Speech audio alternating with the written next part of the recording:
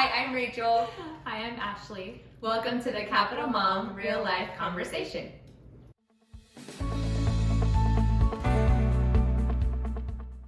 Today we want to talk about how our surroundings in our homes affect us as moms and just some of our thoughts on that. And so we hope you enjoy that. Then we'll roll into our Glimmer and Dimmers. Yes, so it is now the end of January when this is going to air, but for us it's the beginning of January and we are still very much in Christmas joy. I did take down the tree so it wasn't in the background because I was like, oh, we gotta, new year, fresh start. But the Christmas joy that I wanted to share was my husband had made a basement build. We call it the basement build for our kids, and it's basically a loft with a ladder and a slide, and he has worked on it for about 4 months. So we were keeping our kids out of our basement for September, October, November, December, and it was hard. It was very hard in multiple ways. It was hard work for my husband to build it. He did an incredible job, but it was hard for me too, just because we have this great basement that we could not use.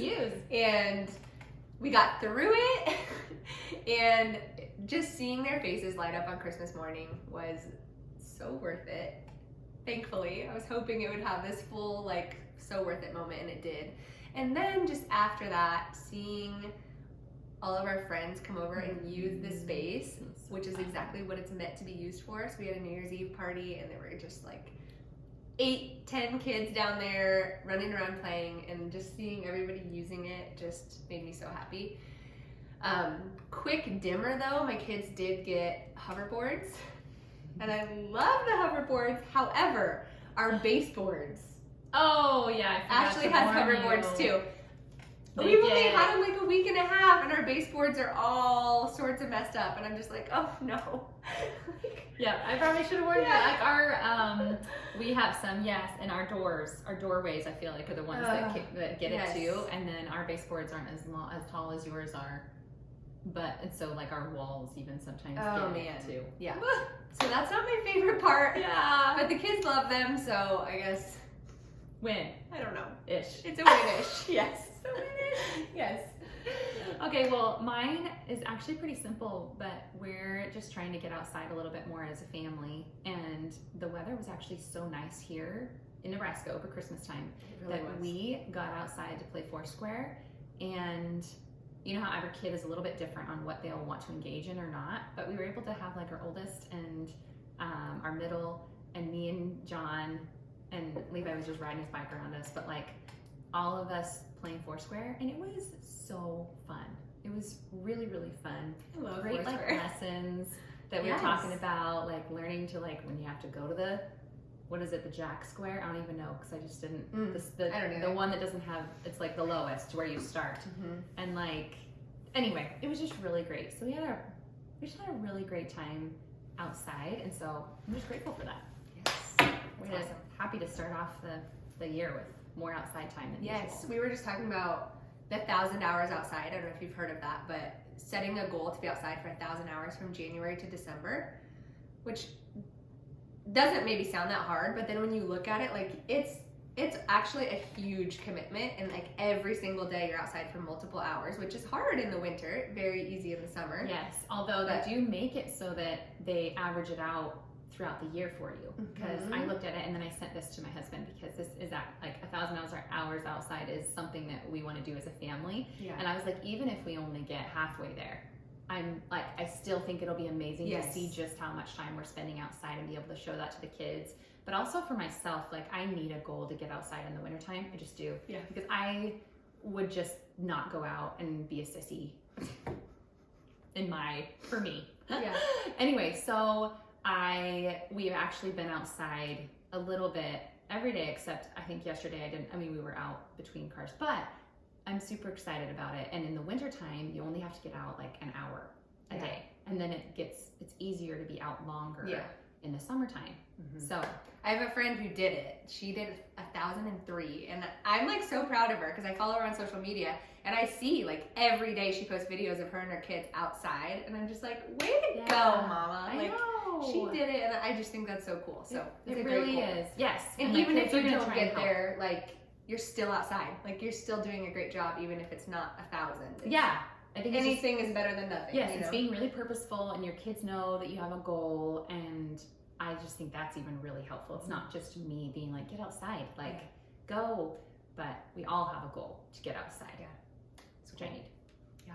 Okay, so getting into our topic, our surroundings as moms, and mostly we're talking about our home, the environment in our home, and how that affects us. Yeah.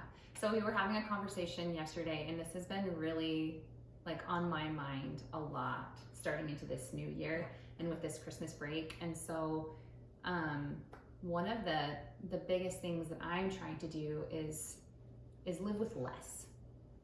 Get rid of the things that do not serve me. Donate them, however, but get rid of the clutter, have less things, so that, because my brain has to catalog the things that I own.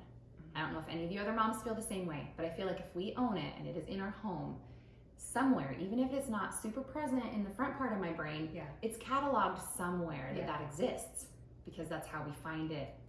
Well, have you seen those videos where they're like, Mom, where's this? And Dad's sitting right there. And they're like, Mom!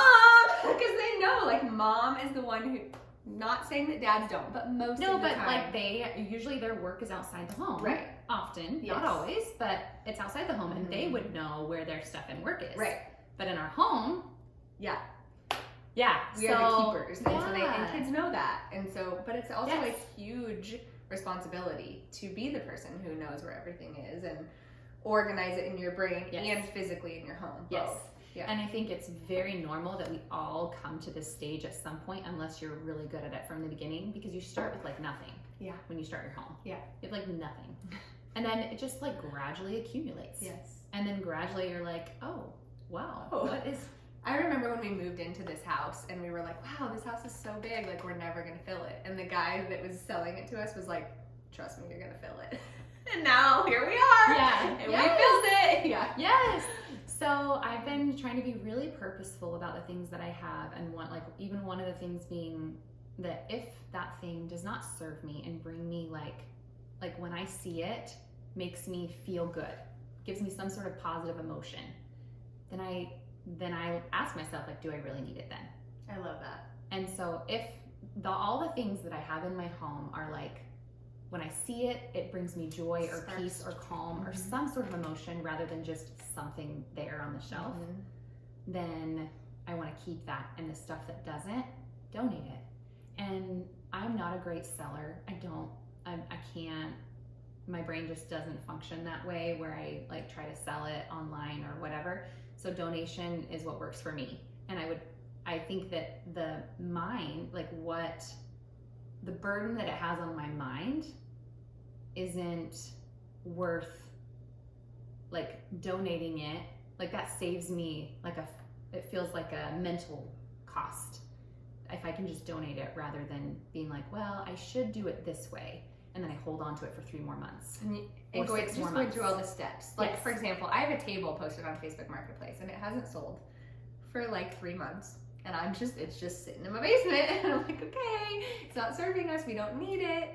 So, but it's like one of those where I'm like, but it's a really nice table. And I don't, like you have these like mental wars almost with yourself. Like, what do I do with this? But I do feel like if it's not like a big item, like smaller items that you're just like, oh, this is an old outfit that we don't wear anymore. Bye. Absolutely. Yeah. Like People City Mission. Like we dropped off like 3 bags of People City Mission clothes this week. And it just felt so good. And I was like, yep, I'm donating to a good cause. And it's out of my, out of my cataloging. Yes, absolutely. And I just felt so free and realizing that really does affect how I parent.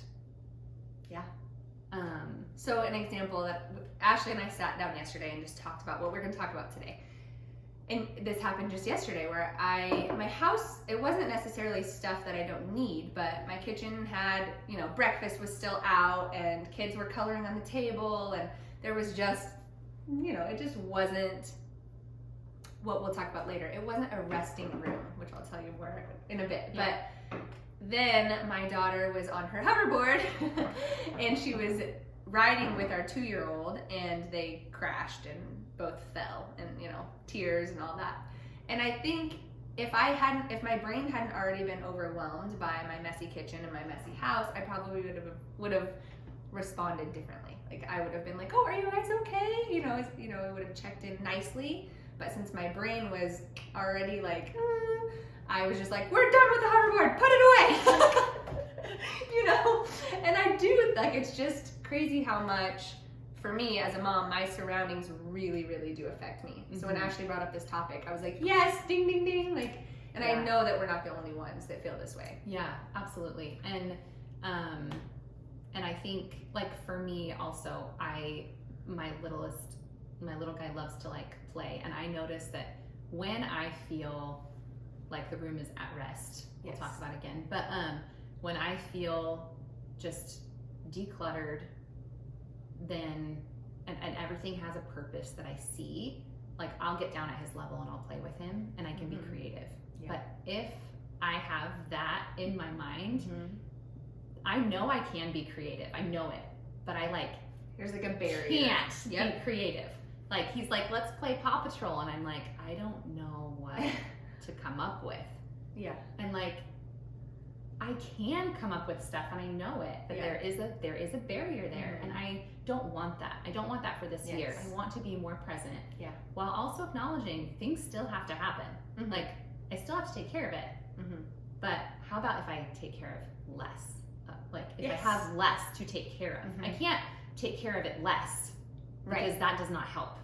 I have to take care of less. And so this is my book that I'm starting.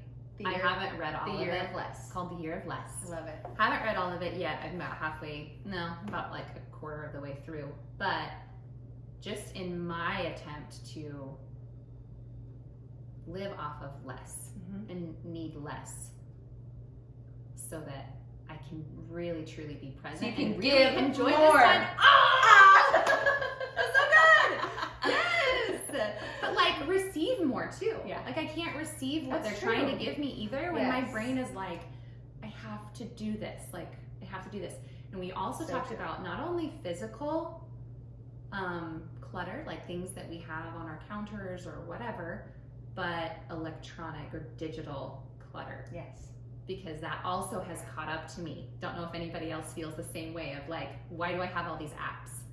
What all of these like duplicate emails and subscriptions to the email to wherever the places are. How do you feel about your digital clutter right now? Man. Well, so I always, at the end of every year, which we just had the end of the year, I like to back up all my photos from the entire year. So I like let them sit on my laptop for a year, and then at the end of the year I move them onto my external hard drive.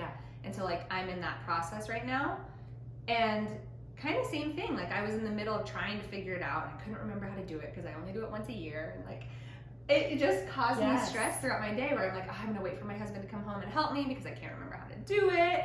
And then like again, my kids would be asking me to do something, and I'm like, well, I'm trying to figure this out over here, and then I'm like, is it really that important that I need to let it like get in the way of real life right in front of me, to figure out electronic backups? But it is hard, because also that is one of the most important reasons we have. It is, because that's our kids, when they grow up, that's how they're going to see their childhood.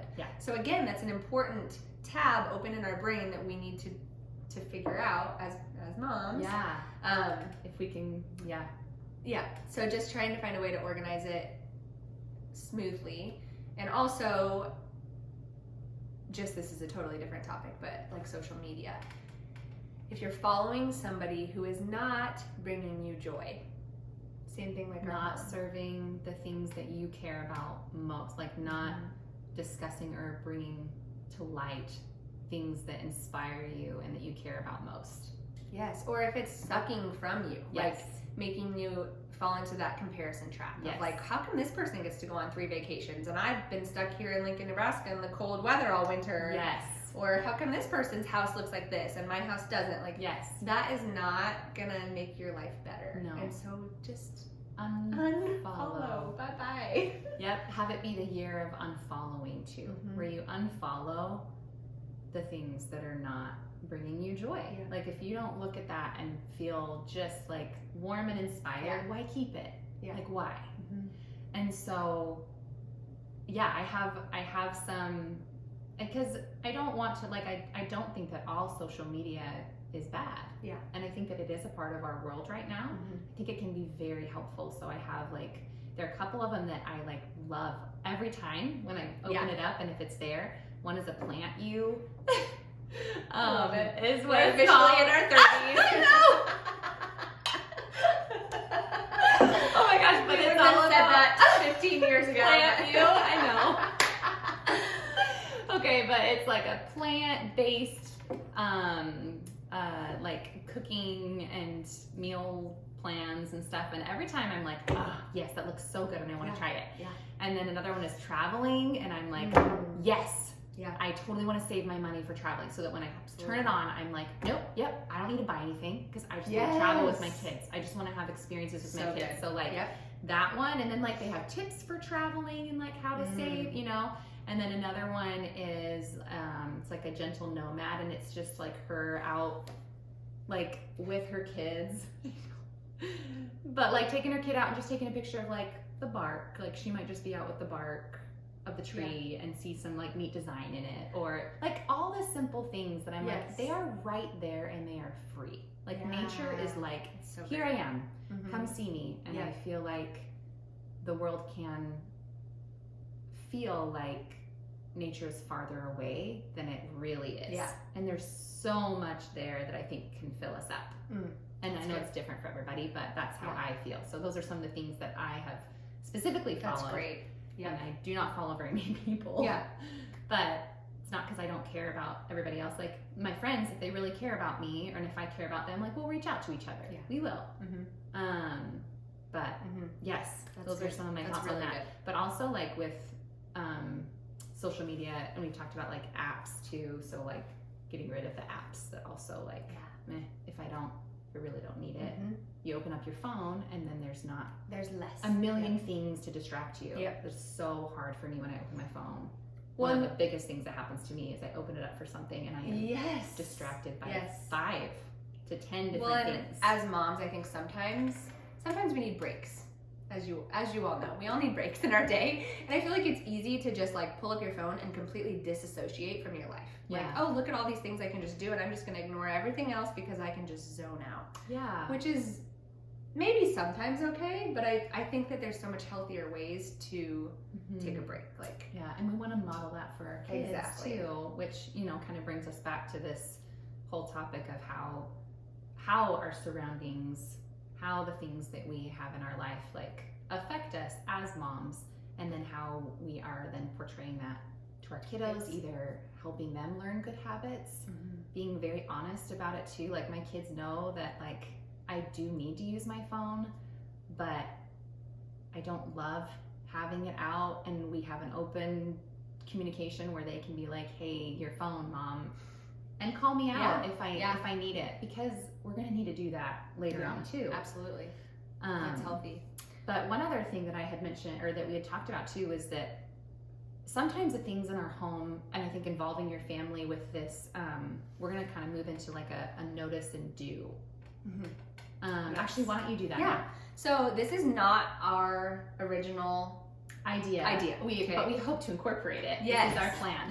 So there's a gal I follow on Instagram. Her name is Sam Kelly, and her Instagram handle is @SamKelly_world. So Sam Kelly World. If you look that up, you'll see her. And she just started, maybe in the last year or so, started a platform of notice and do. And what it means is you're helping your kids notice when something needs to be done in your home, as opposed to setting up a chore chart and checking boxes. Because in reality, when they're adults, that doesn't exist. You're not gonna have a chore chart that says exactly what to do. You're gonna notice, oh, I noticed that my shoes didn't get put away. I'm gonna go put those away. Or I noticed that the sink is full of dishes. I better do that. And so teaching our kids what we mentioned earlier, a resting room. The way that she phrased it is so like, I love that, a resting room. The room is resting, nothing needs to be done. It's resting. And so you can walk around the room with your kids, or walk around your home with your kids, and we can show this is a resting room right now. See that nothing needs to be done. There's nothing out that needs to be put away. There's nothing that needs to be vacuumed. Nothing needs to be scrubbed, whatever it is. Easy to walk into and create your own sort of play or your own experience because it's just at rest and ready. Right. And each family's at rest might look different. For some people, it might be okay to have water bottles on the countertops, and some families might not like that. And you can set your own kind of home system, home values of what a resting room looks like. Love that. And even their involving bedrooms the kids in it as well. Yes. And so then from there, you can help your kids see, okay, I notice something is out of place in this room. What do you notice? And instead of like, hey, those shoes are out, I need you to go put those away. Let's put on our noticing goggles, which is something she mentioned. Yes, especially with littles. Obviously, older ones won't care about that. Show me what you notice. Let's look around with our goggles, and then you can say like, oh, I noticed my shoes are there. Oh, you're right, they are there. What do you want to do now? And then they're becoming a part of the process, and it's not just you're building a big person telling a little person what to do. Yes, it's working together to bring your home to a state of rest. Yes. I love it too. Like we were talking yesterday and we were just like, oh my gosh, I love it. And I even brought the conversation up with my kiddos yesterday. And I realized though that a barrier that could come up for me, because my husband will sometimes be like, I don't know what you expect. What is your expectation of this kitchen being clean? Yeah. And realizing that we do need to be on the same page as to what that resting looks like. And if I feel like these things, like there are maybe a bunch of things on the counter that I feel like are purposeful or whatever, if there's a lot there, and if I feel overwhelmed, there's no way that I'm going to be able to not have my kids feel overwhelmed trying to help me. Like they're not going to know where to start. Yeah. So realizing that I really do have to start as simply as possible if I want to be as successful as I want to be. So like as the more simple it is, the easier it's going to be for them to notice if that should, or like if we really want that there or if we don't want that there. But yeah, if there's too much, it's not fair for me to expect them to manage my clutter, to manage what I already feel overwhelmed with. Right. So I feel like I can't fully, come to figure out a resting room until I get rid of the things and maybe even then help. Right. But get rid of the things that aren't serving, that are cluttering. And so with that, I feel like if everything has a home within your home, and so then your kids will learn, like they know where the markers go or where where all these little things go, so that when they are out of place, they're not like, Mom, what do I do with this? And then it's more on our shoulders. Yeah. So they know exactly where to put it. Everything has a home, and if everything doesn't have a home, you probably have too much stuff. I think so. I really think so. Yeah. And I, again, like full grace to us as moms, because I think that this creeps up on us without even realizing. It really does. Like the junk drawer in your kitchen. Oh my gosh. You're like, oh, I have not touched that yet, so don't look at mine. Or you can. I don't care. It looks like probably everybody else's. But yes, like it creeps up on all of us. And then I think we'll know when we get to that point. And I think it's okay to just trust ourselves. Like I had a hard time when my kiddos are little, especially when Levi was little. I just feel like it's taken me a while to feel like I could tackle it. And I honestly think that was my body just letting me know it wasn't ready yet. But my head keeps trying to tell me that I'm slow. Like you should have already had this figured out. Yeah.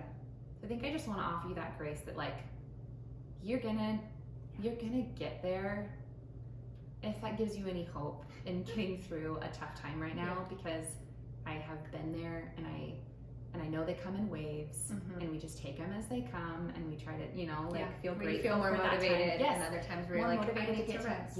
Yes, and maybe just give ourselves that grace of like, I don't feel it today, and I can either beat myself up, or I can remember I'm gonna feel it as soon as my body is back to a better state. I'm immediately gonna jump into looking outside myself again, or helping others, or doing the things that really matter to me again. So, and the last thing that we wanted to touch on was the future, just thinking to the future. And the reason this came to be is I went to see my family over Christmas, and my aunt is like house sitting for a woman who had passed away.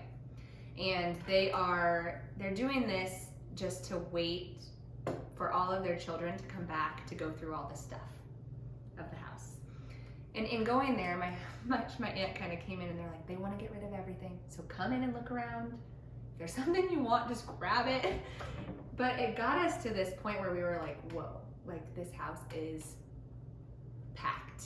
And if I were these people's children, I would feel so overwhelmed by just the clutter of the home, like trying to get rid of an entire lifetime of stuff, which obviously you're going to have stuff. We're going to have things, but just trying, and this is probably not as true for right now at this point in our 30s or however old you are as young parents. Yeah, but especially in just the age that we're in now, where we didn't grow up in like the Great Depression, or where they just like held on to the things that they had so tightly, and I don't get to judge that at all because that was a very different time. Yes, absolutely.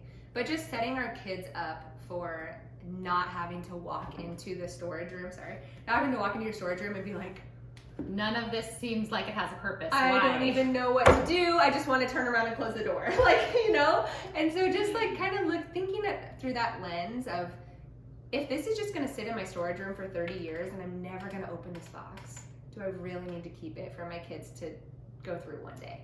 Yeah. Or, will the weight of it being off of my mind and off of this home actually benefit me more too in the long run? Like, really, when it comes down to all the things that I think I'll really want to hold on to, I feel like I could probably, and maybe this is just me right now, but I feel like I could probably just fit them into like a couple crates. Yeah. Of things that like really, really matter to me. Right. That bring me joy, that are sentimental or whatever. But so really weighing that like sentimentalness versus weightless feeling, could somebody else use this?